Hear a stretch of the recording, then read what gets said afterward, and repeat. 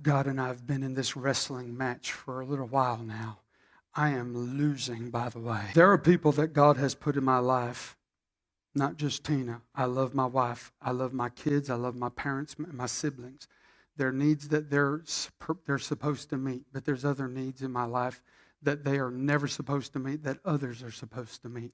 But because I have experienced pain from others, it has caused me to shrink into a place of locking down and blocking out and building walls and saying, I cannot afford to be hurt like that again, so I'm just going to, I'll forego those needs. I'll put those aside and nope.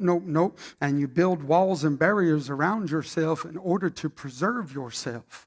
And I've been in this place where I'm like, I refuse to let anybody ever get that close again because of the pain that I would have to endure should they decide this relationship isn't worth it anymore.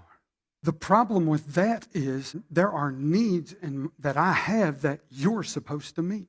And then I'm the one who becomes imprisoned, and I'm the one who becomes frustrated because the needs that I have are not being met because I refuse to move into a place of knocking walls down and becoming vulnerable to the people around me that are supposed to meet those needs.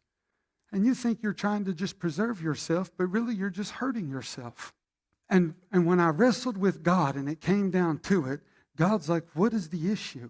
First of all, I began to question myself. I'm like, I don't trust me to make good enough decisions to discern whether or not these people are for me or against me.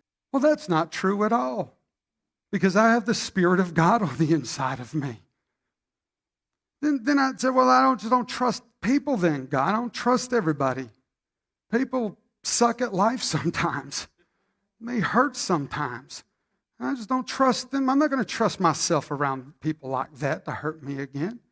God, you know what God said? That's not your issue either. It's not you and it's not them. I said, well, then what's my issue? God says, you don't trust me anymore. I said, no, God, I'm good with you. No, you're not. You don't trust me. You don't trust that I won't guard you. You don't trust that I won't protect you. You don't trust that I don't know the end from the beginning. You don't trust that if they do hurt you, I'm here to heal you. You don't trust the process anymore. It's not that I don't trust others. It's not that I don't trust myself. Really what it boiled down to is I'm not sure I trust him. Now, what would you do in that moment? You repent and you say, well, God, man, I didn't realize that. And when you start doing that, you start breaking some barriers down. You start breaking some walls down, and you start becoming vulnerable again in front of people.